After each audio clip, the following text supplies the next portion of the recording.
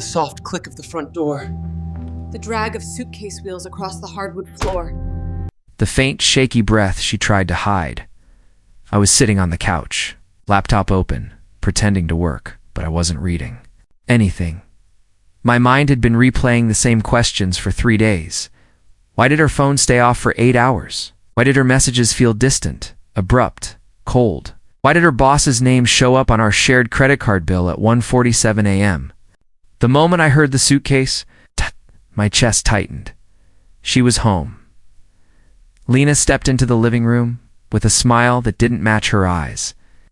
Her hair was slightly messy, her blouse wrinkled, her makeup faded in a way that didn't look like exhaustion. It looked like someone trying too hard to appear normal. "Ethan," she breathed, dropping the suitcase and moving toward me. I stood up slowly, her arms wrapped around my shoulders, warm and trembling. But the hug felt desperate, not affectionate, not loving. Desperate, like someone hugging a person they fear losing. I placed my hands lightly on her back and she flinched from me. Her fiancé, that was the second sign. The first was her smile. She pulled back a little, eyes scanning my face as if searching for clues of my suspicion. "I missed you," she said softly. I didn't return the words. Her smile flickered then. She turned away quickly, grabbing her suitcase. "I'm just going to shower." "I feel gross," she mumbled. I watched her walk down the hallway. Her steps were uneven, her breathing uneven, her entire energy uneven. Something happened on that trip. Something she wasn't prepared to confess yet. While she showered, I sat back down, staring at the blank document on my laptop. The sound of running water filled the apartment. My pulse thudded against my ribs. When the water stopped, I closed the laptop and waited.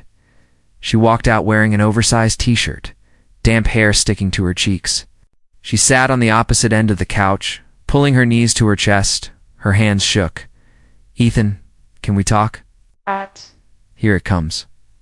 I nodded. She inhaled deeply, eyes welling with tears almost too quickly, as if she had rehearsed crying. "I need to tell you something. And you're going to be upset, but please, just let me explain, okay?" "Explain what?" "The bar tab? The deleted call logs? The 8-hour phone blackout? The lies?" My heartbeat slowed, my breathing slowed. "I'm pregnant," she whispered. The world didn't freeze. I didn't move, didn't blink, didn't breathe. She kept talking, her voice cracking, and it happened the night my boss comforted me. Comforted, that word hit me harder than the pregnancy. Comforted, a word she wrapped around her betrayal like a blanket, a word meant to soften the impact, a word drenched in manipulation. I didn't respond. I didn't yell. No. I didn't ask how or why. I just stared at her, watching the panic spread across her trembling lips. She mistook my silence for shock, or heartbreak, or numbness. But it wasn't any of those. It was calculation. She rushed into her explanation. I was overwhelmed. The project deadlines. Daniel was being supportive. We had drinks with the team. I didn't realize how much I'd had lie. We talked about all the stress and, I don't know, it just happened. Lie. I barely remember anything. Lie. It wasn't cheating, Ethan. It was a mistake. A horrible mistake. Lie. Tears rolled down her face, dripping onto her t-shirt. She waited for me to rage, to break, to collapse into an emotional pile of betrayal. But instead, I asked a single question. Are you finished? Her breath hitched. She nodded slowly. I leaned back against the couch. Okay. She blinked in confusion. Okay, that's all you're going to say? I stared at her for a long moment, and then I stood up. I'm going to make dinner. I murmured. Lena froze as if she didn't understand the language. Dinner. Right after she confessed she was carrying another man's child. She stuttered. Ethan did. Did you hear what I just said? I met her eyes, and for the first time, she saw it, the coldness. Yes, I said quietly. I heard everything. Her mouth opened, but no words came out.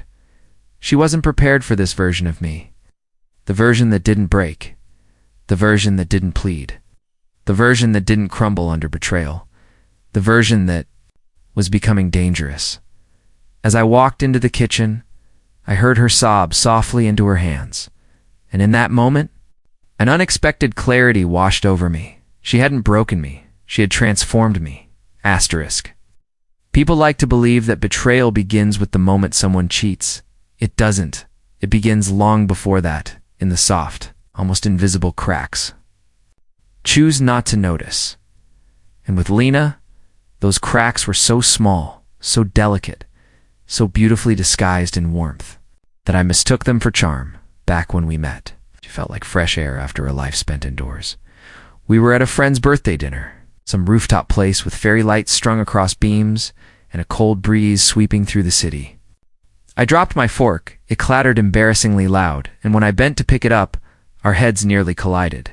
She laughed. Not a polite laugh, a real one. The kind that melts discomfort and replaces it with connection. That laugh pulled me in. We talked the entire night. About music, books, her job in marketing, my love for software engineering, her complicated relationship with her mother, my fear of not being enough. When she spoke about her dreams, her eyes glowed, a soft amber light that made you want to protect it. I became addicted to that glow. We started dating a week later. Our early days were magic. Late-night drives, takeout dinners, movie marathons, planning imaginary vacations we couldn't afford. She'd fall asleep on my shoulder while pretending she wasn't tired. I'd cook because she burned almost everything except pasta. She'd steal my hoodies. I'd let her. Even though they never came back, every memory now feels like glass, beautiful but dangerous to hold. But even in those first months, there were small shadows I ignored. Crack number 1. The need for validation. Lena needed praise like lungs. Need air if her boss complimented her presentation, her entire day brightened. If he didn't notice, she spiraled. At the time, I thought it was ambition. Later, I realized it was dependence. Crack number 2. The insecurity behind the smile. She hated being compared to others. Even jokes made her flinch. Her defensive, I always comforted her. Baby, you're amazing. You're more than enough. You're brilliant. But insecurity is a beast that never stops eating. Crack number 3. The subtle shifts in honesty, tiny lies. Nothing big, nothing harmful. Oh, I forgot to mention this. I didn't want to bother you. It slipped my mind.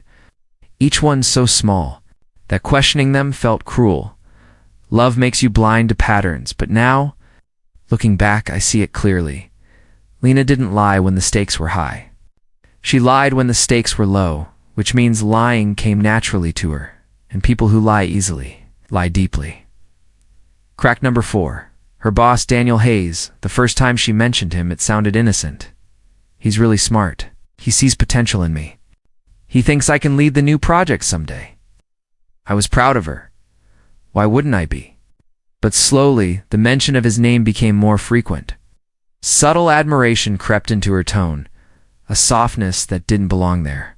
Still, I trusted her, because trust isn't about the other person. It's about who you are, and I was someone who believed in loyalty. Our first fight was over something stupid. She canceled our date night because she was exhausted. But later I saw she was online posting photos from a team dinner. Daniel was in the background of one of the pictures. When I brought it up, she snapped, "Why are you checking up on me? Can't I have a life outside of us?"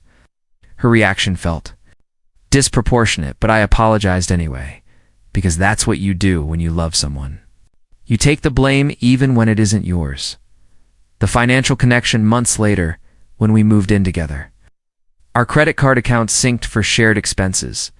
That's when I first noticed charges that didn't match her schedule. A late night Uber from her office, a dinner for 2 at a rooftop bar, a hotel bar charge from a work conference every time I asked. She had a perfectly crafted explanation. "Oh, that," the team insisted. I offered to cover since the bill machine was acting up. I didn't want to look rude. The words were smooth. Too smooth.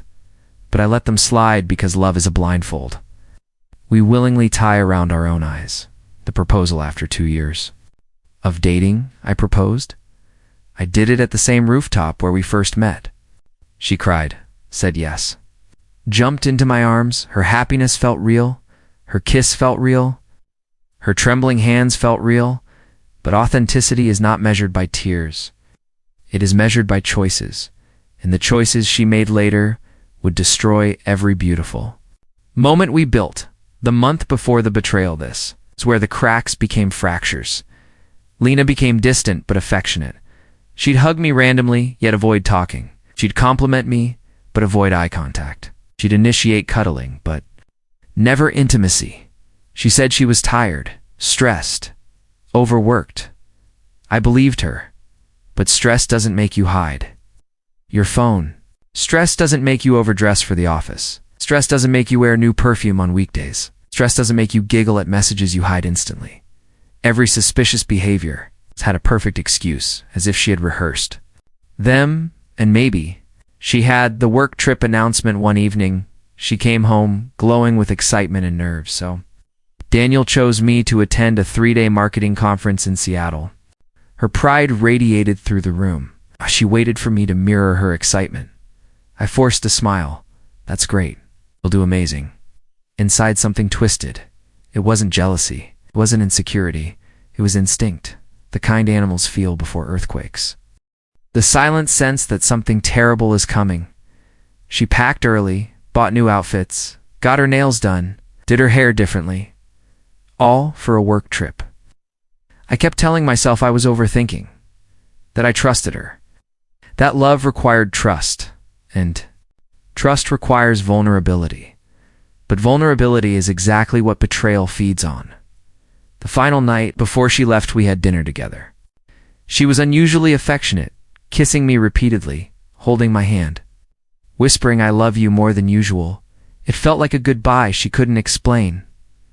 When we lay in bed, her head on my chest, I stroked her hair and asked, "You'll call me when you land?" "Of course," she said. "Did you?" The moment I should have realized everything. The trip lasted 3 days. On the second night, her phone went off for 8 hours. 8 hours. No battery dies for 8 hours. No meeting lasts 8 hours past midnight. No team dinner turns into radio silence. But love. Love makes you doubt your instincts, not the person. And so, when she finally messaged me at 3 a.m. saying, "Sorry, fell asleep early, exhausted," I believed it. Not because it made sense, but because believing her felt easier than accepting the truth. Asterisk, asterisk. If I knew then what I know now, I would have slept peacefully. Asterisk. Because nothing hurts more than believing a lie sincerely, but nothing empowers you more than seeing the truth clearly. And when she returned from that trip, the truth walked in through the door with her. Asterisk. People imagine red flags as giant, obvious warnings, a lipstick stain, a strange number, a guilty expression, but real red flags? They're quiet. They slip into your life disguised as busy days. Late nights, forgotten calls, and small explanations that sound too polished to be spontaneous. And the month before Lena's work trip was filled with them. The first red flag. To glow, Lena began glowing, not the pregnancy. Glow she'd have later, but a different kind. A confidence glow. Someone is making me feel special glow. She started spending more time getting ready for work. Straightening her hair even when she was running late, wearing lip gloss on weekdays, buying new blouses, trying perfumes. She never wore around me when I complimented her. She smiled politely, but not proudly. That was strange. Lena loved being complimented by me. My words always meant something to her. But now, it felt like she was being admired elsewhere, and my compliments were background noise. The second red flag, the phone shift. Phones don't lie. People do. Lena's phone started behaving like a witness in a crime scene, silent, hidden, protected. She used to leave it face up. It's unlocked, careless. But now, always face down, always in do not disturb, always snatched the moment it buzzed, always taken with her to the bathroom. I remember one evening when we were watching a movie. Her phone buzzed once, a quick vibration, nothing dramatic, but she panicked. She grabbed the phone like a drowning person grabbing a rope, typed quickly, then turned it off altogether. I asked gently, "Everything okay?" "Yeah, just Chloe girl stuff." Chloe doesn't message like that. I knew it. She knew it. She knew I knew it. But we both pretended otherwise. That's how betrayal grows, not in dramatic lies, but in quiet compliance. The third red flag, Danielina used to talk about her. Boss neutrally. Daniel wants us to update the presentation. Daniel called a meeting, normal workplace stuff. But then her tone changed. She said his name softer. She said his name more often. She said his name with an energy I couldn't identify then, but understand perfectly now. Admiration, validation, attraction. One day after work, she walked into the apartment, smiling at her phone, a smile she used. To reserve for me, I said, "Who made you smile like that?" She startled, not embarrassed, but guilty. "Oh, it's, Daniel sent a meme about marketing. It's stupid, really. A meme." At 8:49 p.m., from her boss, she tossed her phone aside too quickly. As if ending the moment erased what I saw. It didn't. The fourth red flag, the distance relationships, die long before they break. The first thing that dies is presence. Lena became distant, not physically but emotionally. She'd sit next to me but wouldn't hear me. She'd laugh at my jokes but not with her eyes. She'd hug me, but her arms trembled. She withdrew from us 1 minute at a time, our bedtime conversations gone, our spontaneous hugs rare, our comfort missing. The nights used to feel like home. Now they felt like hotel rooms, temporary. Quiet, tense, and still. I convinced myself she was tired. Overworked, stressed. Because believing in stress is easier than believing in betrayal. The fifth red flag, trip announcement. When Lena announced the Seattle trip, she was glowing again. The same glow she had whenever she talked about Daniel. "He personally selected me," she said with pride. "He thinks I'm leadership material." I forced a smile. "That's great, Lena." But something inside me sank. She didn't notice. Instead, Dodd. She walked around the apartment humming, packing, checking outfits. She spent hours picking the right blazer, the right heels, the right everything. For a professional conference, she looked beautiful, almost too beautiful. She kept trying different perfumes, asking, "Is this too strong? Is this too soft? Do I smell too floral?" Not once did she ask if I would miss her. Not once did she hug me without rushing. She was already emotionally somewhere else. The sixth red flag. The night before the trip, we had dinner together. Her favorite pasta. Garlic bread. Soft music. She was unusually affectionate, kissing me repeatedly, and whispering, "I love you," resting her head on my shoulder. It felt like a goodbye disguised as love. When we went to bed, she clung to me, linked her legs with mine, held my hand tightly. People hold on hardest to the things they know they're about to lose. She fell asleep quickly, as if exhaustion had claimed her entire body. I didn't sleep at all. The seventh red flag, the first night of the trip, she landed at 11:30 a.m. She didn't call. She didn't text. Hours passed. Finally, at 4 p.m., she messaged, "Sorry, busy. We'll call later." Didn't it? 9 p.m., she finally replied, "Team dinner, exhausted. Talk tomorrow." Lena never slept without saying goodnight. Never. That night, she did. I stared at my phone long after her message notification faded. A growing ache filled my chest, an ache that came before the truth. The eighth red flag, the vanishing, the second night. Her phone disappeared altogether. No messages, no calls, no updates, no social media activity, no email replies. Nothing. Hours turned into more hours. By midnight, I was pacing. By 2 a.m., panic settled in. By 4 a.m., I felt sick. I had this overwhelming urge to call her repeatedly, to hear her voice, to know she was okay, to know she wasn't with him. But something inside stopped me. A voice I ignored back then, but hear clearly now. She's not alone tonight.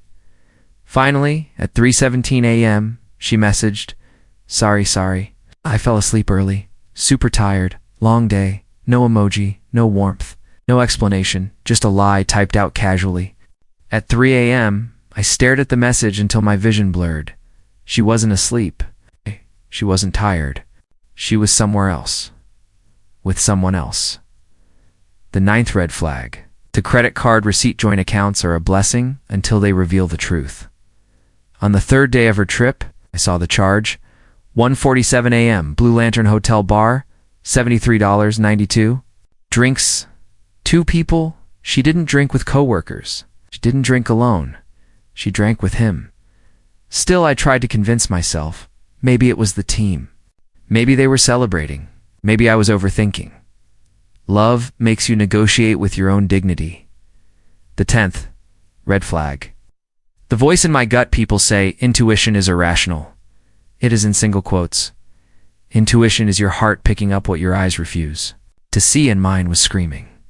Everything in me, every silent alarm, every instinct, every suppressed fear told me something catastrophic was happening. But I wanted to be wrong so badly that I ignored all 10 red flags. And that's how betrayal works, not with a sudden explosion, but with quiet gas leaks you pretend not to smell. When Lena returned home from that trip, dragging her suitcase across the floor, the truth didn't walk in with her. It had been there for weeks, waiting, rotting the foundation of everything we built, and I was about to face the part that hurt the most. The confirmation, the confession, the collapse. The moment she said the words that changed my life forever. Asterisk. There is a strange heaviness that settles over a home when a secret enters before the person carrying it does. When Lena came back from her trip, that heaviness arrived with her dense, invisible, suffocating. She walked through the hallway like someone moving through water, slowed, burdened, unsure of how to exist in her own space. The scent of hotel shampoo clung to her. Her hair was damp from a rushed shower at the airport. Her eyes were swollen in a way that didn't match travel fatigue. They matched guilt. I watched her drop her suitcase near the door and force a smile so thin it looked like pain stretched into shape. Double quotes, "Hey," she whispered. Her voice cracked on a word that simple. I stood up. My chest was tight, my stomach uneasy, my instincts howling truths I wasn't ready to face. She stepped closer and wrapped her arms around me. Her grip was too strong, far stronger than a hello hug, far tighter than a welcome back embrace. She was holding on like someone terrified of the moment after the hug ended. I placed my hands lightly against her back. Her body trembled underneath my touch. The tremble wasn't cold. It was fear. Asterisk long trip, I asked. She nodded without pulling away. Yeah, really long, but long didn't break people. Guilt did. When she finally stepped back, she wouldn't meet my eyes. She glanced around the apartment like she expected something to be different, like she was searching for a clue about what I already knew. Her hand brushed her stomach, a quick subconscious movement. I didn't understand it then. I would. Soon? Do you want something to eat? I asked. No, she said quickly. No, I'm not hungry. Her voice shook. Her fingers intertwined and pulled apart repeatedly. Her gaze landed everywhere. Except on me, people say you can feel when your heart is about to break. That night, mine didn't break. It braced the shower she took. The moment she broke down, she went to the bathroom, closed the door quietly, turned on the shower. I stood outside the door, listening. The water rushed, and underneath it, the soft, muffled sound of her sobbing. She was crying like someone who had crossed a line they knew they could never step back from. Crying like someone who had destroyed the one person who loved them unconditionally. I leaned against the wall, eyes closed. Everything inside me was tightening into a single, painful knot. By the time she emerged, her face was red, her eyes glassy, her shoulders trembling. She wrapped her arms around herself as if she were cold. "Ethan," she whispered. "Yes, can we talk?" The sentence that precedes every heartbreak in the world. "Sure," I said. We sat on opposite ends of the couch. She hugged a pillow to her chest, nails digging into the fabric. Her breathing was shallow. Her knees pulled so close to herself she looked small, fragile, almost collapsing inward. Her voice cracked. She swallowed. "Try it again. I need to tell you something." I didn't speak. I didn't move. I just waited. Because the Truth has a way of revealing itself when the liar is too exhausted to keep holding the lies. Her fingers shook violently, ears pooled. Her lips trembled like each word held weight heavy enough to break her jaw. I'm pregnant. Even though my instincts had been screaming for days, the words still struck like a physical blow. I didn't gasp. I didn't flinch. But inside, something snapped. A string pulled too tightly for too long finally broke. She watched my face desperately, searching for the reaction she feared. I gave her none. She took a shaky breath. And it happened the night my boss comforted me. Double quotes, comforted. The words slithered into the room like a lie wearing cheap perfume. Everything inside me went cold, not icy. Not frozen, cold like silence in a dark room, cold like a door closing, cold like a heart shutting down to protect itself. She rushed into explanations, as if speed could soften betrayal. It wasn't planned, she cried. I didn't mean for anything to happen. We were talking about my workload, my stress. Everyone else had gone up to their rooms. Her tears spilled. I had more drinks than I realized. Her voice broke. He walked me to my room to make sure I was okay, and I don't remember everything clearly. Lie, lie, lie. Every word she spoke tasted like something she had rehearsed, something she had practiced, something she had tried saying to herself in the mirror until it sounded believable. The worst part wasn't the betrayal, it was the insult. Of the explanation, like she thought I was stupid enough to swallow. Lies because they were soaked in tears. I stared at her, not with anger, not with heartbreak, with clarity. She expected me to explode, to scream, to break something, to fall apart. But I didn't. What else? I asked quietly. She blinked. Said you needed to tell me something. So finish. Her mouth opened, then closed again. Her breaths grew quick and shallow. Her shoulders caved inward. I'm so sorry, she whispered. I didn't want to hurt you. I'd have to believe me, Ethan. I never wanted this. Never meant for this to happen. I stood up. She looked up at me like a child waiting for punishment. I didn't yell. I didn't cry. I didn't even raise my voice. I simply asked, Are you finished? Her face crumpled. She nodded slowly. Okay, I said calmly. Her eyebrows pinched together. That's all you're going to say? That's all I need to say right now. She stared at me like she couldn't recognize me, like my reaction terrified her more than any explosion of anger could have, because silence is not weakness. Silence is strategy. I'll make dinner, I added. She stared at me, wide-eyed, confused, scared. Dinner? Yes. You're not mad? I finally met her eyes. I'll process it. That frightened her. She expected rage. She expected desperation, but she got none.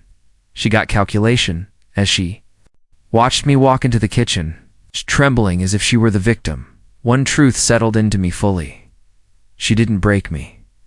She released me. She freed me from illusions. She revealed exactly who she was. And now that I knew the truth, the real truth, my heart wasn't the only thing that changed. My intentions did too. Asterisk, people think a confession is the end of lies. It isn't. A confession is usually the beginning, because cheaters don't confess the truth. They confess the minimum needed to survive. And that night, after Lena told me she was pregnant, after she said it happened the night her boss comforted her, after she cried into her hands and shook like a guilty child, very specific shift happened. Her goal changed. She wasn't trying to tell the truth. She was trying to control the damage. The first lie. Barely remember anything. She kept repeating it. I was so drunk, I don't remember. It just happened. But drunk people don't delete messages. Drunk people don't hide receipts. Drunk people don't carefully curate which details to reveal. She remembered enough to craft a story, and enough to hide the real one. The second lie. It was just a mistake. Mistake. That word irritated me more than the betrayal itself. A mistake is dropping your phone. A mistake is forgetting your keys. Sleeping with your boss on a business trip isn't a mistake, it's a decision. even if alcohol was involved. But when I didn't react, didn't shout, didn't collapse, didn't question, she seemed confused, and when I walked away to make dinner, her confusion evolved into panic. Suddenly, she had more to say. She followed me into the kitchen, voice trembling. "Ethan, can you say something? Anything?" I stirred the pasta in silence. She stepped closer, watching the side of my face. "Are you upset? Angry? Hurt?" I looked at her calmly. "Yes." "And you're not yelling because yelling doesn't change reality." Her breath hitched. She didn't understand that kind of self-control. People who lie never do. The third lie, it only happened once. She said it casually, as if offering me some bizarre consolation prize. It was one time. Just once. I swear. I didn't reply, Ethan. It wasn't an affair or something. It wasn't emotional. It was one moment of stupidity. One moment, one night, one mistake. She tried to shrink the betrayal into a single unit small enough for forgiveness, but I'm a logical man, and logic never accepts incomplete data. So I asked quietly, "Why did he comfort you in the first place?" She froze. She hadn't prepared for follow-up questions. I don't know. I was overwhelmed. Work stress. "So you went to him?" "No, he came to me." "And you were alone?" She hesitated. A microsecond. Barely noticeable, but enough. Yes. Lie. The fourth lie. "I didn't tell you earlier because I didn't want to hurt you." Every betrayer says this line. It's their anthem. I wanted to wait until I was sure. I needed time to process. I didn't want to lose you, but truthfully, they don't tell you because silence benefits them. Silence buys time. Silence buys comfort. Silence buys more lies. I continued cooking. While she rambled behind me, she tried to sound remorseful. She tried to sound innocent. But guilt doesn't make someone act rehearsed. Her words were too structured, too polished, too carefully placed. Like she had been practicing the speech long before she walked through the door. The fifth lie. The timeline shift when we sat down to eat, though neither of us ate. I asked, "When exactly did this happen?" Her eyes dropped. "That night, after dinner, around midnight maybe." "Midnight," I repeated. "Yes, that's strange. Why?" "Because your card was charged at the Blue Lantern Hotel bar at 1:47 a.m. Her face drained of color. She stuttered for the first time that night. I mean, it could have been later. I wasn't checking the time. I was overwhelmed. The timeline had already begun to unravel. She tried to backtrack, but the truth doesn't bend without breaking. The sixth lie. It didn't mean anything. This one made me laugh inside. Quietly, if it truly meant nothing, why hide it? Why delete messages? Why cry in the shower? Why twist details? Why avoid eye contact? Things that mean nothing don't create panic. People mean it didn't mean anything when they want consequences to mean nothing. The seventh lie. It happened because you were distant. This was the first time she tried to shift blame, a predictable stage in the anatomy of betrayal. "Ethan, you've been so focused on work, you barely look at me anymore." I felt alone. Alone. People reach for that word when they want permission for their actions. I exhaled slowly. "So you were lonely enough to sleep with your boss?" She flinched. "I didn't choose it, Lena. Everything we do is a choice." She looked away, tears spilling again. Her crying didn't move me anymore. Not because I didn't care, but because I finally understood. Her tears weren't a reflection of regret. They were a reaction to consequences. The eighth lie. I was going to tell you. No, she wasn't. If the pregnancy hadn't forced her hand, she would have pretended nothing happened. Maybe forever.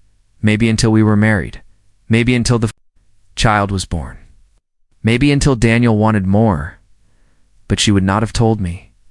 Guilt doesn't motivate truth. Fear does. Fear of being caught. Fear of reality. Fear of losing the comfortable life someone else built for them. That night, I saw all the fear in her eyes and none of the love. The silence that broke Harry didn't fight her. I didn't interrogate her. I didn't collapse or scream. I simply listened, and every time she lied, I mentally highlighted it like text in a document. When she finished speaking, exhausted, teary, shaking, she whispered, "Can you forgive me?" I looked at her calmly. "Not until I know the full truth." She stared at me like she'd been stabbed. Because liars depend on emotional overwhelm. They need the other person to lose control. But I didn't lose anything that night, except the illusion I once called love. The final lie of the night. "I told you everything." She said it confidently, desperately, hopefully. I nodded slowly, then, "Don't mind if I verify everything you said?" Her blood drained, because she knew right then that her story wouldn't survive verification. And that night, I made the quiet decision that changed everything. I was done accepting her words from here on. I needed proof, and when I started searching for it, I uncovered more than I ever imagined. Another truth, another timeline, another version of that night, a version she'd never planned for me to see. Asterisk. There's a moment in every betrayal story where instinct turns into confirmation, where the gut feeling transforms into something solid, something undeniable. For me, that moment began the night after Lena's confession. She thought the worst was over. Admitting a partial version of the truth would soften everything. She thought if she cried enough, trembled enough, whispered "I'm sorry" enough, the storm would pass. But storms don't pass when they haven't even begun. They wait. And I was done waiting. The first step, silence, is strategy Lena avoided. Me, the entire next morning, she moved around the apartment quietly, carefully. Like she feared making the wrong sound would shatter whatever illusion she thought I still believed in. But her silence didn't bring peace. It amplified the lies. So I went into the bedroom, closed the door, sat on the edge of the bed, and opened my laptop. It was time to verify everything. The deleted messages. She thought she was clever. She deleted every chat with Daniel Hayes, every message, every call, every trace. What she didn't know was that our phones backed up automatically to a shared drive, a quiet folder she never bothered to check. I logged in and searched, and there it was.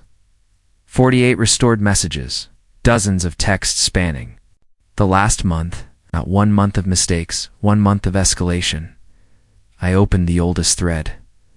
"Daniel, you looked stunning today during the pitch." "Lena, you're too kind. I was nervous." "Daniel, you didn't need to be. Pick you for every project." "Lena, that means a lot. It's more than you know. More than you know." My jaw tightened. The tone wasn't professional. It wasn't harmless. It was flirtation, familiarity, emotional intimacy. The type that starts long before anything physical happens. I scrolled further. "Daniel, don't let Ethan stress you out. You deserve better energy around you." "Lena, it's not like that. He just doesn't understand how hard I work." "Daniel, I do." "Lena, I know." There it was, the micro-betrayal. The emotional triangulation. The seed of justification. Lena wasn't just hiding an affair. She was rewriting our relationship behind my back. I kept reading the messages, grew more personal, more private, more intimate. Then I reached the night of the trip. 10:14 p.m. "Daniel, meet me at the rooftop bar. Just us. Need to talk about tomorrow's schedule." "Lena, on my way. I need a drink anyway." "Daniel, rough day." "Lena, you have no idea. I feel like I'm going to break." "Daniel, then let me be there when you do." My throat tightened. She hadn't been manipulated. She hadn't been drunk. She hadn't been comforted. She had gone willingly. The hotel receipt. I opened our joint banking app. The charge was still there. Blue Lantern Hotel Bar. $73.90 to 1:47 a.m. 2 drinks. Her favorite wine. His favorite whiskey. Not a team dinner. Not an accident. A date at nearly 2 in the morning. Lena's explanation midnight. I wasn't checking. Shattered instantly. I felt my heart beat slow, coming steady, controlled. Rage didn't rise. Clarity did. The call logs. I checked her deleted call list. 2 calls to Daniel that night. One at 11:16 p.m. One at 2:32 a.m. The second call lasted 19 minutes. 19 minutes of what? Guilt? Regret? Planning? Covering tracks? Whatever it wasn't. I fell asleep early. The hotel cameras. This was the moment everything became undeniable. I typed an email. I contacted the hotel. Not as a fiancé seeking truth, but as a corporate investigator, verifying employee conduct violations. The hotel responded faster than I expected. Please allow us to check the footage for the date and time. Minutes later, they sent a still image, a single, grainy snapshot from the hallway camera. Timestamp. 2:08 a.m. There she was, Lena, hair messy, holding her heels in one hand, her blazer slipping off her shoulders, leaning against Daniel Hayes, his hand on her waist, her hand on his chest. They weren't stumbling. They weren't drunk. They weren't confused. They were intimate, comfortable, coordinated. I stared at the photo for a long time, not breathing, not blinking, just absorbing the truth. This wasn't one moment of weakness. This wasn't overwhelm. This wasn't confusion. This wasn't alcohol. This was desire. This was choice. The second camera, still the hotel, sent another frame, 2:09 a.m. Right outside her room, Daniel leaned down. Her hand slid behind his neck, and then her lips pressed against his. Not a kiss forced. Not a kiss surprised. A kiss given freely, willingly. The kind of kiss you exchange when boundaries have already broken days or weeks before. I saved the photos, downloaded them, encrypted them. Not out of jealousy, not out of revenge, out of documentation, because the truth was now bigger than what she had confessed. The coworkers slip around noon. I got a text from Lena's best friend, Chloe. She often checked on Lena whenever she sensed something was off. Chloe, did you talk to her? She seemed strange at work before the trip. Work before the trip? I asked. Me? Strange how? Chloe, just tense, especially after staying late with Daniel twice that week. Froze. Lena told me she stayed late once. Chloe said twice. Twice. 2 nights before the trip. 2 nights she didn't mention, 2 nights she lied about. The pattern wasn't forming. It was already formed. The final message I found in the restored backup, a message from the afternoon after the night in question.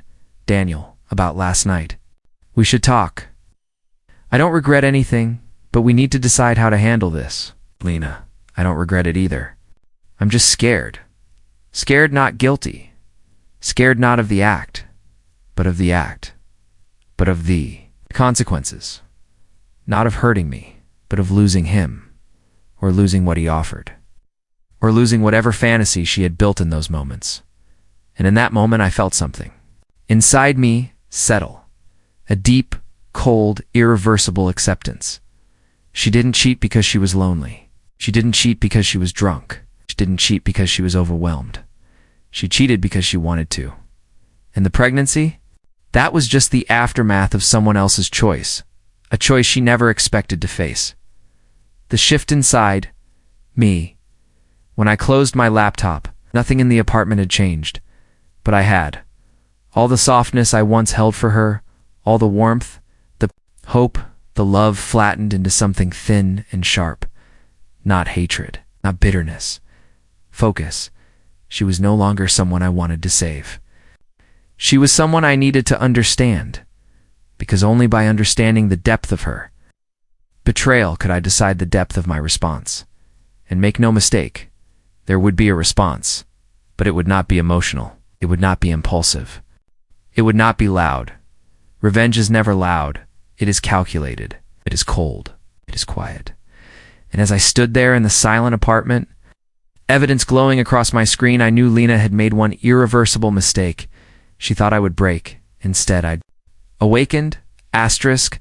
There is a silence that follows devastation. A silence so deep, so unnervingly calm. It forces the guilty to face their own reflection. Lena felt that silence. She felt it the moment she woke up the next morning and found me already dressed, sipping coffee at the dining table as if nothing had changed. But everything had. "Morning," she whispered. Her voice was soft, uncertain, like a child afraid of being scolded. "Morning," I replied. No warmth, no edge, just neutrality. A neutrality sharper than any anger could be. She hovered near the table for a moment, unsure if she should sit, unsure if she was welcome, unsure of how to exist around me. I didn't invite her, didn't dismiss her. I simply continued drinking my coffee. Distance, the first stage of my plan. People think revenge begins with confrontation. It begins with distance, with the quiet withdrawal of your heart, the subtle reclaiming of space, with the emotional vacuum that forces the betrayer to feel the absence they created. When Lena finally sat down, she cleared her throat softly. "Ethan, about last night," I interrupted gently. "You already explained?" She swallowed hard. "Yes, but I want to make things right." "I'm sure you do," I said, calm, flat, measured. She studied my face, searching for the man she knew, the one who loved her openly, softened for her icily, forgave her quickly. But that man was gone. Replaced by someone she didn't know how to navigate, someone she couldn't predict, someone she couldn't manipulate. The first unexpected move. I went to work. She seemed shocked when I grabbed my keys and jacket. "You're going to work?" "Yes, today. Is there a reason I shouldn't?" She hesitated, fingers tightening around her mug. "No, I thought we would talk." "We will," I said, "when there's something left to talk about." Then I walked out the door, leaving her sitting there, small and shaken, trembling not from guilt anymore, but from uncertainty. Uncertainty is the first crack in a betrayer's armor. The drive where my mind shifted completely as I drove to the office. My thoughts weren't chaotic. They were precise, clear, collected, asterisk. The evidence had written a truth I couldn't unsee. She had emotionally drifted long before the trip. She had chosen to escalate with him. She had willingly engaged. She had only confessed because she couldn't hide the pregnancy. She had only cried because she feared consequences. Not because she feared losing me. That distinction became the foundation of my resolve. Because you never fight for someone who didn't fight for you. But you do make sure they face the weight of their choices at work. The contrast, my coworker Julia noticed immediately. "Whoa, Ethan, you look different, do I? Like you slept but didn't dream." Interesting observation. Accurate, too. She lowered her voice. "Everything okay? Everything is becoming okay?" Her eyes softened in confusion, but I didn't elaborate. I wasn't sad. I wasn't angry. I was steady. The calm that comes right before a hurricane forms. I spent the day working efficiently, focused, productive. Sharp pain sharpens a person's mind. Clarity sharpens their purpose. By lunchtime, I had sorted my emotions into something resembling strategy. Back home, the trembling apology when I returned home in the evening. Lena ran to the door the moment she heard it open, as if afraid I wouldn't come back. "Ethan, I made dinner your favorite. I've been waiting. Can we talk now?" The desperation in her voice didn't move me. It informed me she wasn't fighting for me. She was fighting for her narrative, for her version of events, for control. I walked past her calmly and set my things down. "Eat with me?" she asked, voice trembling. "Sure," she blinked. She wasn't expecting sure. She wasn't expecting cooperation. But cooperation is not reconciliation. It is observation. And I was observing everything. The apology script, a familiar rhythm sitting across from me, she began her performance. "Ethan, I'm so sorry. I never wanted to hurt you. I've been a mess since I came back. I don't know what I was thinking. I don't know why I let myself." I raised a hand gently. "Lena," she froze. "Tell me the whole truth." She swallowed hard. "I already did." Lie. She knew I knew, but she didn't know how much I knew. I studied her face, the downcast eyes, the trembling lips, the dramatic breaths, the soft whimpers. Remorse. No. Fear. Fear of exposure. Fear of losing her image in my eyes. Fear of losing the life she had with me, the stability, the comfort, the man who adored her. Not fear of losing me. There's a difference. The power of not confronting. If I confronted her right then, showed her the messages, the camera stills, the timeline contradictions, she would cry harder, deny harder, twist harder, blame harder, attach herself harder. Cheaters don't collapse when exposed. They morph. They evolve into new versions of manipulation. But if you withhold confrontation, if you stay calm, if you give them no emotional terrain to work with, they unravel themselves. So I didn't confront her. Not yet. Instead, I asked, "How long have you been unhappy with me?" Her head shot up. "I'm not unhappy with you. That's not what this was." "What was it?" I told you. Stress, pressure, work. Daniel he said the right things, and I was in a bad place. I leaned forward. "Be honest." She blinked rapidly. Tears gathered again. "I don't know what you want me to say. I want truth, Lena. Not a performance." Her breath caught, because she knew exactly what I meant. She wasn't crying for pain. She was crying for control. The cracks in her story grow suddenly. She added a new detail. And interesting. First it was confusion, then stress, then alcohol, now coercion. Next would be blame. "A kiss doesn't lead to pregnancy," I said quietly. Her lips trembled. I know. But I was emotional, lonely.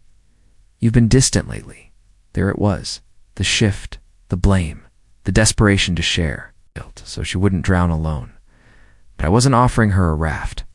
The calm, frightened Harry put my fork down gently. "Lena." She looked up with wet lashes. "I'm not angry." She froze. I continued, voice soft but cold. "I'm observing." Shiver ran through her. "Observing? What? You? Your explanations? Your reactions? Your choices?" "Ethan, please no," I said calmly. "You're not ready to tell the truth, so I'll wait." Her breathing stopped for a moment. "Wait for what?" "The moment you can no longer lie." Her tears intensified, not because of regret, but because she felt the ground shifting. Beneath her, she reached across the table, grabbing my hand. "Ethan, I love you. I swear I do. I'll do anything to fix this." I looked at her fingers around mine, then gently removed my hand. "No," I said softly. "You won't." She stared at me, horrified, because for the first time, she realized something crucial. This wasn't the calm before she won me back. This was the calm before she lost me completely. The night that shifted everything as she cried. Silently on the couch later, I watched her from the hallway. Not with hate, not with pity. With analysis. She wasn't breaking because of what she did. She was breaking because she sensed she no longer had emotional power over me. Cheaters don't. Fear, guilt, they fear losing access. And that night, even Lena understood.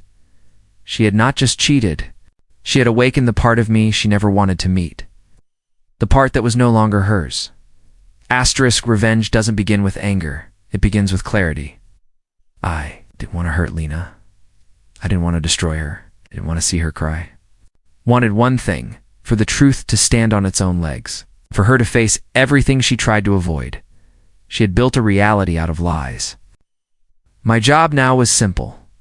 Remove each lie one by one, till she had nothing left to hide behind. The first step, emotional detachment, over the next several days. I perfected the art of polite distance. Not cold, not cruel, just unreachable.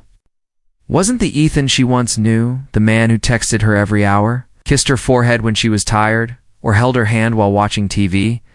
No, I had become someone she couldn't read, someone she couldn't predict, someone who didn't need her validation. And nothing terrifies a guilty person more than losing emotional access to the person they betrayed. Lena kept trying to reconnect.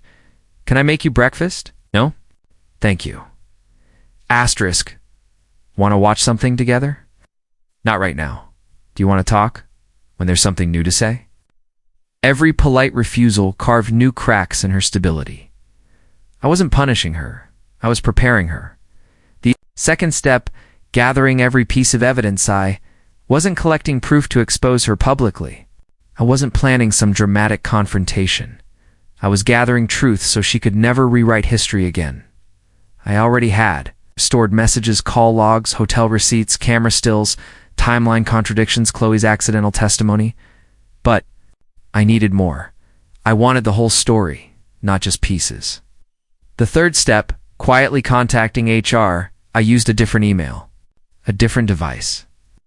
A different IP. Corporate investigations have one universal rule. They respond fastest when the risk involves leadership, misconduct, or lawsuits. I wrote, I am a concerned outside party reporting potential misconduct between Senior Marketing Manager Daniel Hayes and subordinate employee Lena Moore during a recent company-funded trip. Evidence attached. I didn't sign it. I didn't need to. HR doesn't ignore words like misconduct, subordinate company. Trip evidence took only 3 hours for me to receive an acknowledgement. Thank you for your report. We are opening a formal inquiry. Perfect. The fourth step, preparing a clean exit. I confronted Lena emotionally. She would twist everything if I confronted her impulsively. She would manipulate the narrative. But if I confronted her strategically, with proof, calmness, and timing, she would have nowhere to run. I met with a lawyer, nothing serious. Just enough to know how to end an engagement legally, how to protect joint finances, how to prevent false claims, how to secure my assets, how to document emotional distress, the lawyer asked. Are you planning to leave her? I replied, I'm planning to leave the version of her that betrayed me. He nodded. You're unusually calm for someone in your situation. I smiled slightly. That's the point. The fifth step being, two kind people expect anger after betrayal. But kindness? Kindness breaks people. Because when someone knows they deserve rage but receives calmness instead, the guilt becomes unbearable. I cooked dinner one night, not because I wanted to, but because kindness confuses liars. She sat across from me, eyes red, nose puffy, hands shaking. You made my favorite, she whispered. Yes, for me. Asterisk, I made dinner, I corrected gently. Eat if you're hungry. Throat tightened. She looked down into her plate, tears falling silently. This was not cruelty. This was a mirror reflecting everything she'd destroyed. The sixth step, observation, not confrontation. Over the next week, I observed Lena's behavior carefully, and the cracks widened. Her lies became inconsistent. Her excuses became sloppy. Her memory became selective. Her anxiety grew. Every night she tried harder to explain her version of events. And every night I listened, without believing a word. She told me, it didn't mean anything. We were drunk. I felt pressured. I barely remember. It was only once. It was just physical. It was emotional, but confusing. I thought we were drifting. I didn't want to hurt you. I thought it would ruin us. I didn't think it would matter. 11 different explanations. 11 different versions of the same lie. The seventh step.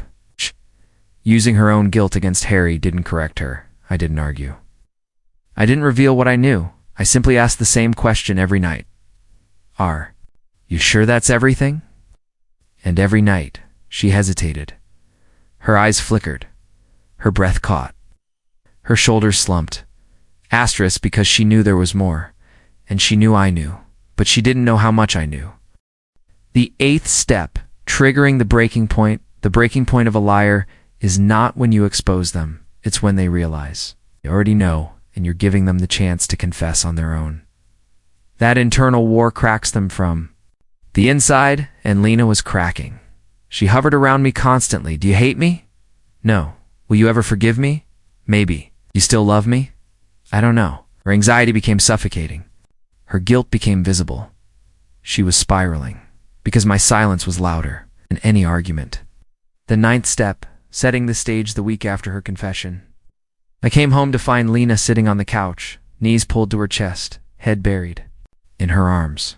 She had been crying for hours. I sat across from her quietly. She looked up, desperate. Ethan, I can't do this anymore. Please tell me what you want from me." She was trembling. What I wanted was simple. Truth. Not her version. Not her softened rewrite, the truth. But liars don't give truth unless forced. So I stood up, walked to the bedroom, and returned with a folder. I placed it on the coffee table gently. "What?"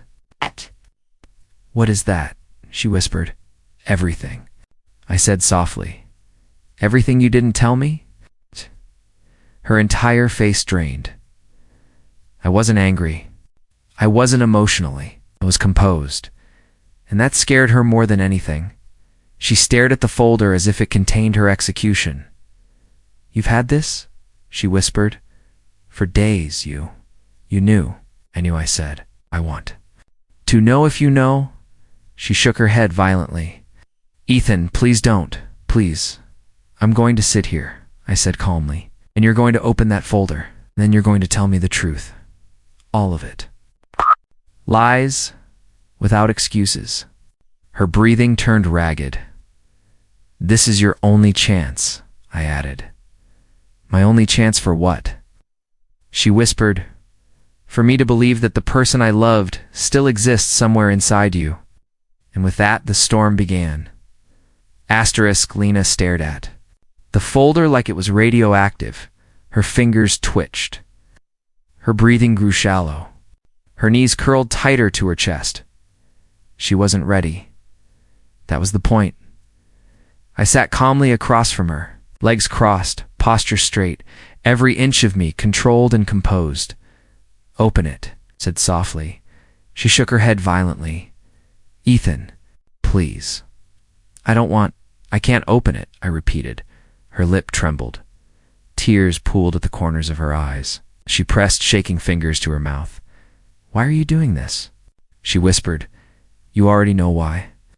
She buried her face in her hands for a moment, a long trembling moment, before finally lowering them, wiping her cheeks, and reaching for the folder with shaking hands. She opened it slowly, and the first thing she saw was the printed screenshot of her messages with Daniel. Her breath stopped, physically stopped. She covered her mouth with both hands, staring down at the page as if it were a photograph of a crime scene. Her crime scene, a soft, broken sound escaped her throat. I didn't look at the paper. I watched her shaking, her guilt, her collapse.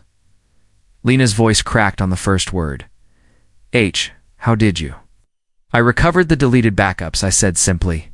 She stared at the floor, eyes wide, as if the world had tilted beneath her. The next page, hotel bar receipt. The next page, call logs. The next, camera stills. The final, Chloe's message. Every page was a truth she had hidden. Every page was a lie she had told. Every page was a piece of her betrayal in print. Her hands shook as she flipped through each one. No, Ethan, please, no." Her voice kept breaking into fragments. She pressed her forehead into her palms, sobbing harder. I let her cry, not to punish her, to let the truth sink in. After several minutes, I spoke softly.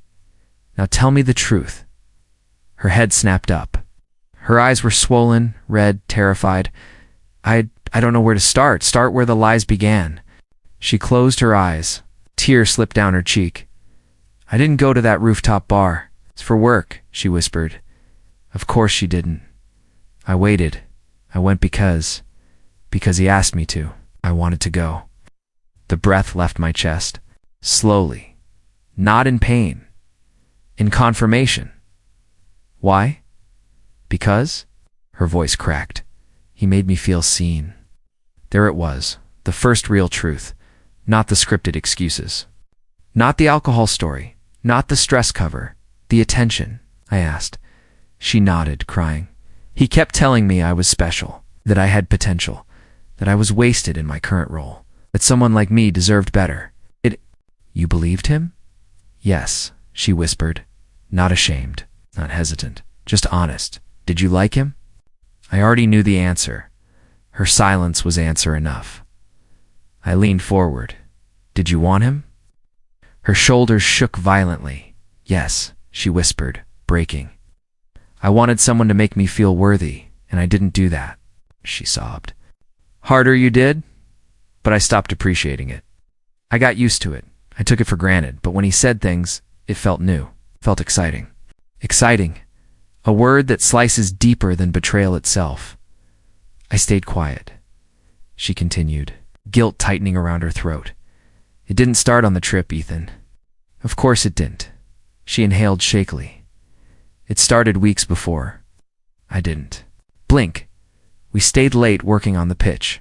He complimented my ideas. He said I was brilliant, and I started enjoying it. She wiped tears from her chin, sobbing. I flirted back. I didn't stop it. I let it happen. Said what I already knew. She finally stopped lying to herself. And the trip? I asked quietly. She covered her face again. You saw the messages, she whispered. I want to hear it from you. Her shoulders crumpled inward. She looked so small, so fragile, so guilty. He told me he wanted to talk privately. I agreed. We met at the rooftop bar first. Just us, no team. Her voice faltered, but I didn't help her. And then I asked. We drank. We talked. He told me he had feelings for me, and I said I felt something too. A tear slid down my cheek then. Not because of pain, because this was the purest truth she had spoken. And after that, my voice was barely audible. She stared at the table, unable to lift her eyes. He followed me to my room. And her hands clenched the cushion beside her, and I let him in. Silence. A silence so thick it felt like the air itself had shattered. She sobbed harder, her whole body rocking. I'm sorry. I'm so sorry I didn't stop him. I didn't stop myself. I didn't think about you, Ethan. I didn't think about anything. And then, my tone was steel. We kissed. More than once. I wanted him to kiss me. And the rest. Ethan, say it. She pressed her palms into her eyes and cried harder. We slept together, she whispered. I wasn't drunk. Wasn't confused. I made the choice. Every lie she told earlier dissolved in real time, and after. I asked. Her voice dropped to a whisper. We slept together again the next morning. Something inside me went still, not broken, not shattered. Still, completely still. She cried like she would drown in her own tears. It wasn't once. I lied. It wasn't an accident. I knew what I was doing. I betrayed you twice. I betrayed everything. And came the final. Truth. The pregnancy wasn't a surprise to me, she whispered. I suspected it even before I came home. For a moment, I couldn't breathe. Not because of the betrayal, because of the calculation. She kept her secret, practiced her confession, and walked into my home with a script designed to protect herself. She wasn't scared of what she'd done. She was scared of being caught. I leaned back slowly. And the reason you confessed was because you couldn't hide the pregnancy? She nodded, collapsing. Yes, I panicked. I didn't know what to do. I didn't want to lose you. I didn't want Lena. I cut in softly. She looked up, eyes begging. You already? Lost me. Those 5 words broke her more than the folder did. She folded into herself, sobbing uncontrollably, every breath hitching, every sound cracking. But her pain didn't touch me, because this wasn't heartbreak. This was justice, and justice isn't cruel, it's balanced. I stood up slowly. We're done for tonight. She grabbed my wrist with trembling fingers. Ethan, please, you can't leave me. Please don't. I gently removed her hand. Rest, said quietly. You'll need strength for what comes next. Her face twisted in fear. What? What comes next? That. The consequences, I answered. And tomorrow we talk about those. And I walked away, leaving her sobbing into the silence she created. Lena barely slept that night.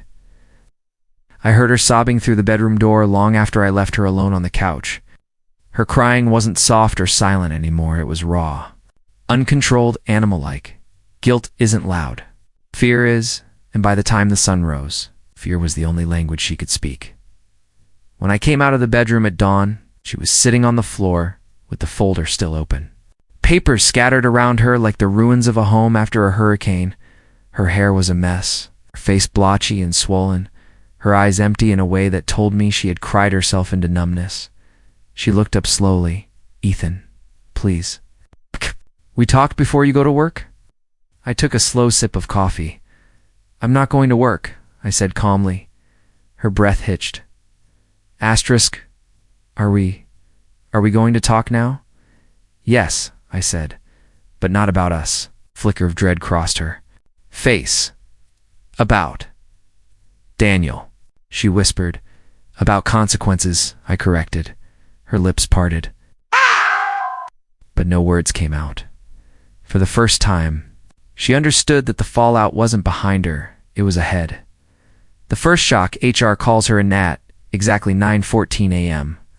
Lena's phone buzzed violently. She froze. Her trembling hand picked it up. She stared at the screen, her entire face drained of color. "Ethan, what is it?" "HR emailed me. Read it."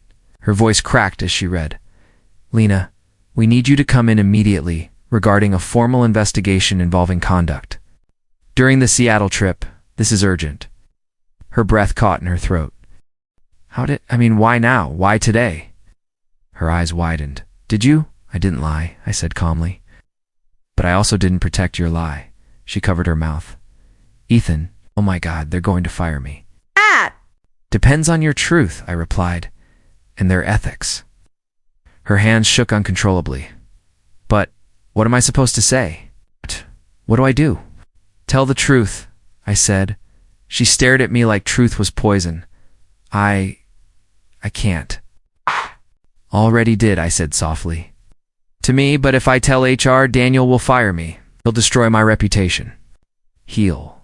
"That's the difference between you and me," I interrupted. "I don't fear men like him." She swallowed hard. "Ethan, please. I can't face this alone." "You weren't alone when you made the choice," I reminded her. "You won't be alone for the consequences either." The drive to her office and her collapse, I offered to drive her. Not out of kindness, out of observation, watching someone walk toward the consequences of their own. Betrayal is a sobering experience. She sat in the passenger seat, hands gripping her knees, breathing unevenly. "I'm going to lose everything." She whispered.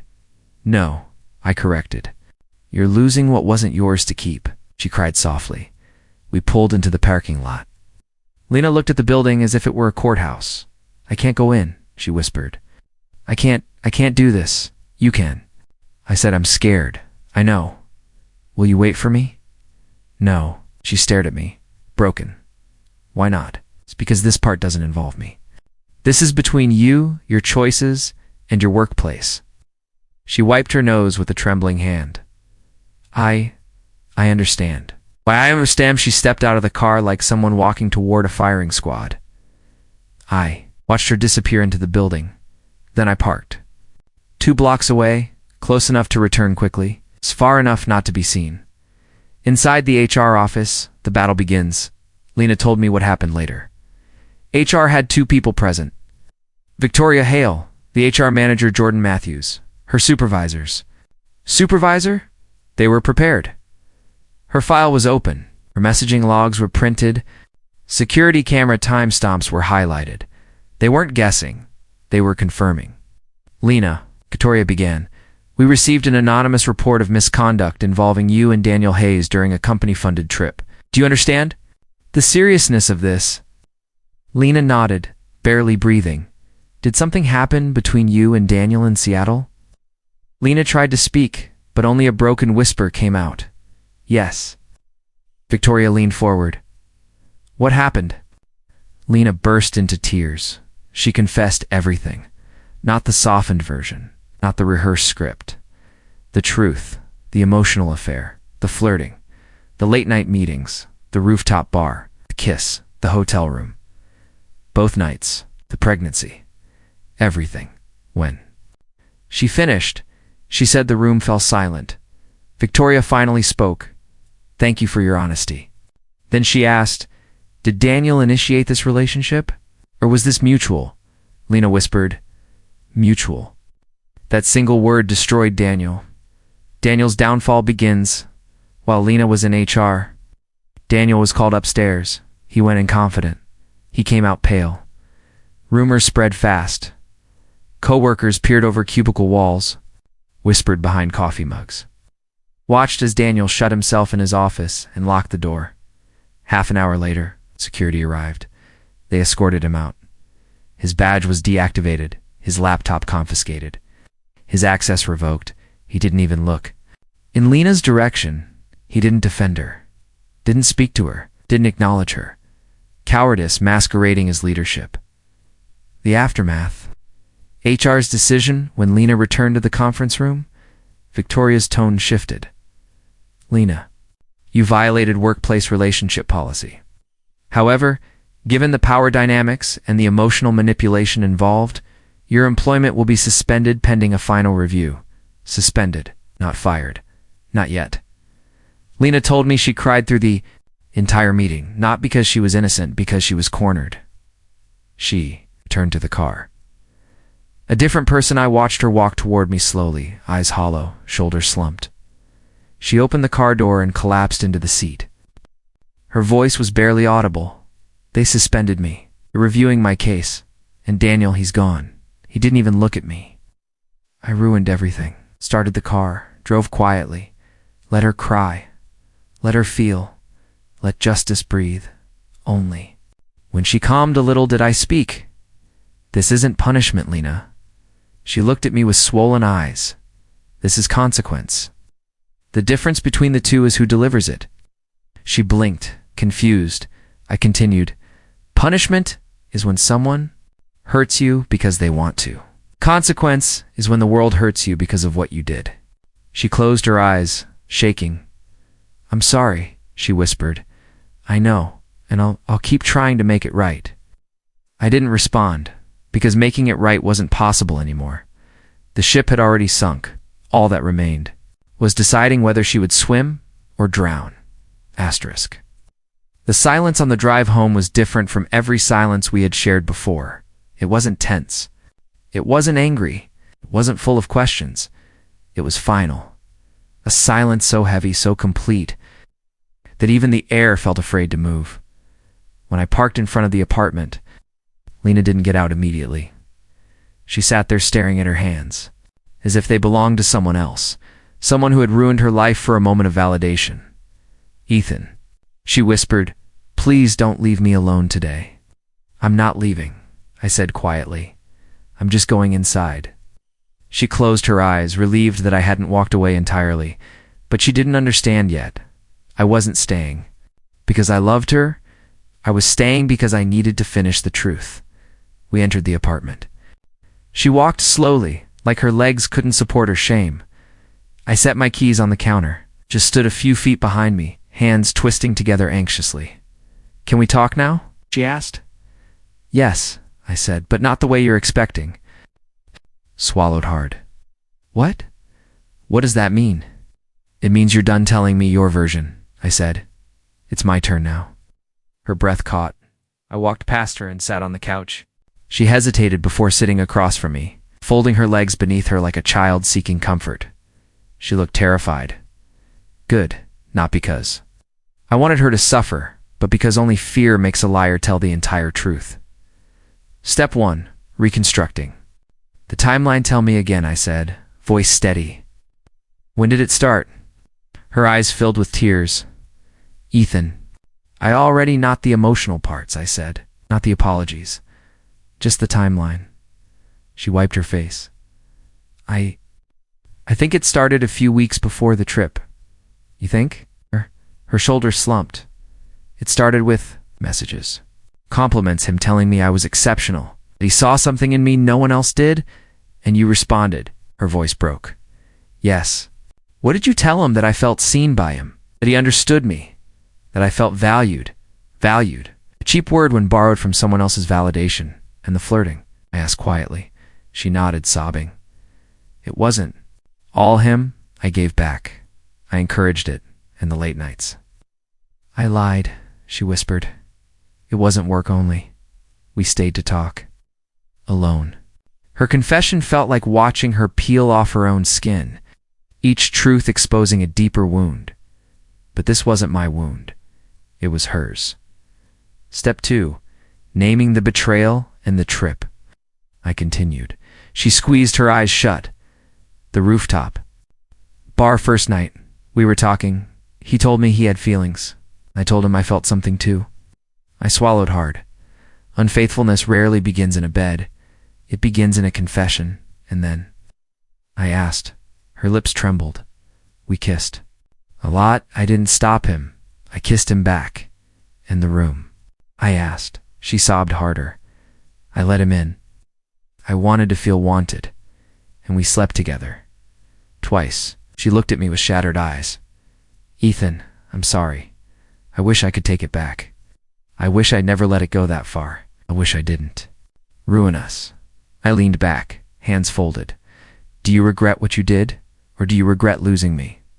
She covered her mouth. Both, she whispered, but her eyes said otherwise. The regret wasn't for the act. It was for the consequence. Step 3.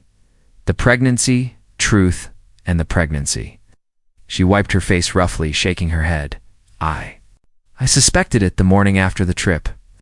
I didn't take a test, but I felt off, and I panicked. I knew it wasn't yours. You didn't use protection? She broke down again. He told me he did. And I believed him. I shouldn't have. I was stupid. So stupid I nodded slowly. Pregnancy became the reason you confessed. She nodded miserably. I didn't know how to hide it anymore. Step 4. Why? She really did. Edie leaned forward slightly. Why did you cheat? Lena, there are real reasons. She blinked rapidly, searching for lies, finding none that survived the folder. I felt ignored, she whispered. You weren't. I know, but emotions don't follow logic. So you wanted excitement, validation, attention? Yes, she whispered. I wanted to feel desirable. Wanted. Important. I let that land. She didn't cheat because she was drunk. She didn't cheat because he pressured her. She cheated because she was empty and chose the wrong person to fill her.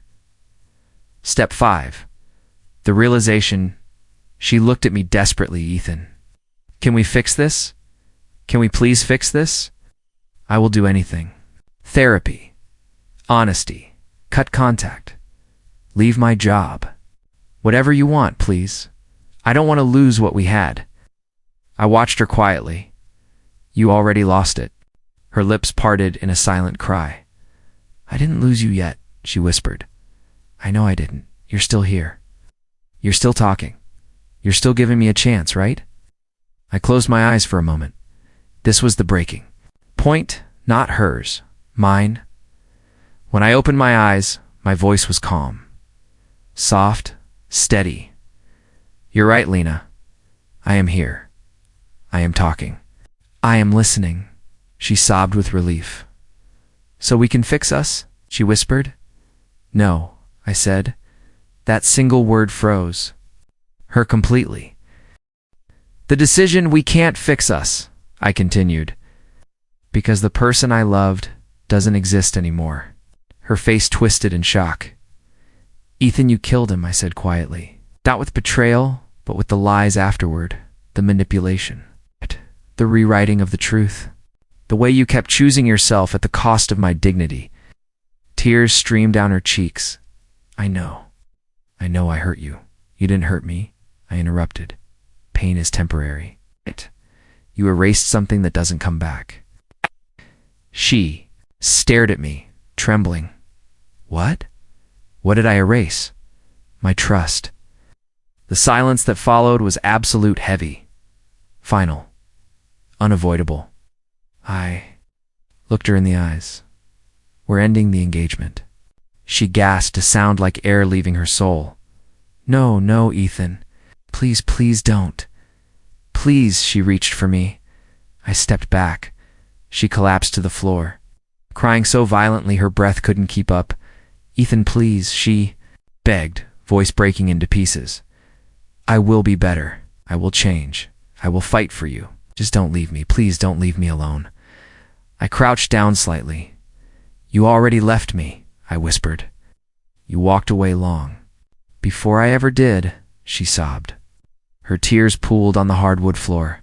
Her body shook uncontrollably, but nothing she did could change the truth. She didn't lose me today. She lost me the night she chose someone else. Today was simply the moment I said it out loud. I stood up. We'll talk about the logistics tomorrow. I said quietly, Ethan, she cried, reaching for my hand. I stepped away again. Rest, Lena. I can't rest knowing you're leaving. You should have thought of that before giving someone else what wasn't yours to give. Her sobbing echoed through the apartment as I walked toward the bedroom for the last time. As her fiancée tonight, she cried from heartbreak. Tomorrow she would cry from consequences. And I slept peacefully, for the first time in weeks. Asterisk. People think heartbreak ends with the moment you walk away. It doesn't. Heartbreak ends with the moment. We no longer need to. When I woke the next morning, the apartment was quiet. Too quiet. Lena hadn't slept in the bedroom, found her curled on the couch, wrapped in a blanket, shaking even in her sleep. It wasn't peaceful shaking. It was the trembling of a mind replaying guilt. For a moment, a fleeting human moment, I felt sorry. For her, not because of what she did. Because of what she now had to live with, the consequences always echo louder than the choices. The morning after, she woke suddenly, eyes red, voice raw. Ethan, please tell me last night wasn't real. It was, I said softly. Her face collapsed again. What do we do now? She whispered.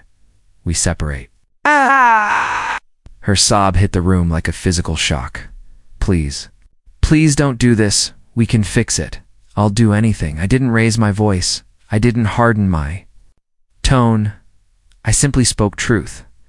You can't fix something you shattered repeatedly before I even knew it was broken. She covered her face, sobbing. Ethan, I love you. I looked at her for a long moment. I believe you, I said. But love without loyalty is just a feeling. Feelings don't build relationships. Choices do. She broke again. I made a mistake. You made a choice. I corrected. Many choices. It's over weeks, over messages, over drinks, over 2 nights. She curled into herself. I know. And if I could undo it, but you can't. Up. She lifted her eyes. Desperate? So this is really goodbye? Yes. The ring. I walked to the dresser, opened the jewelry box, took out the engagement ring. When I returned, Lena's breath caught. No. Wait. Please don't. I placed the ring gently on the table between us. Not thrown. Not slammed. Placed symbolic. Final. Calm. I'm not wearing something tied to a lie, I said. She stared at it through tears, her hands shaking violently. Can I keep it? She whispered. No, I said. Because it was never yours alone. It was ours, and ours doesn't exist anymore. She sobbed so hard her shoulders shook. The suitcase. I brought out a suitcase, hers. Placed it near the couch. Not forcefully, not aggressively. Softly, double quotes, pack what you need, I said. You shouldn't stay here. She shook her head rapidly. I have nowhere to go. You have friends. You have family. You have options. I want you, she cried. You wanted someone else? I said quietly. What? And you chose him the moment you kissed him. She grabbed my arm, hands trembling. Ethan, please don't let this end us. I'll spend the rest of my life making it right. I'll cut ties with him. I'll quit my job. I'll dedicate everything to you. No, she froze. No. Lena, I don't want someone who is faithful out of desperation. I want someone who is faithful out of character. Her tears stopped. Her breath stopped. Everything inside her broke at once. The final conversation, she sat on the floor, hugging her knees, rocking gently. Ethan, her voice small, fragile. I know I hurt you. I know I betrayed you. But losing you, it's killing me. I sat across from her on the floor. You didn't lose me yesterday, I said. You lost me the moment you let someone else into our life. Yesterday was just the moment I accepted it. Her tears slid silently. Don't know who I am without you. It's the problem, I said softly. Should have known who you were with me. She looked up, broken. I want to be better. Then be better, I said. For the next person, not for me. She sobbed again. You're never coming back, are you? No, not even later. Not after time passes. Not after we heal. Duh, I repeated gently. Her face crumbled like paper in rain. Why? She cried. Because I deserve someone who chooses me, even when it doesn't feel exciting. She lowered her head and nodded slowly, as if the truth finally pierced her denial. The goodbye after an hour, she stood up with weak legs, packed a few clothes, grabbed her purse, and walked to the door. Her hand hovered on the doorknob. Ethan, yes. Voice cracked open. I will never forgive myself for losing you. I nodded slightly. That's part of the consequence. She nodded too, tears streaming. Goodbye, she whispered. Goodbye, Lena. She stepped out, closed the door softly behind her, and for the first time since the betrayal, the apartment felt peaceful again, not empty, not lonely, peaceful. Karma's return over the next few months. I heard things indirectly. Daniel lost his. Job permanently. His wife found out, filed for divorce. Suspended for 60 days. Placed under performance review. Coworkers avoided her. Her career stalled. We never spoke again. Not out of hatred. Out of closure, she emailed once to apologize Agani. Never opened it. Some stories don't need sequels. The real ending people assume. I healed the moment she left. Healing didn't begin there. Healing began the moment. I realized the betrayal wasn't my failure. It was her reflection. I rebuilt slowly. Piece by piece, day by day, friends came back into my life. My laughter returned. My confidence returned. And eventually my heart returned too. Peace wasn't loud. Didn't announce itself. It arrived quietly one morning as I brewed coffee. In an apartment that finally felt like mine again. Sometimes, the greatest revenge is simply creating a life that betrayal can no longer touch.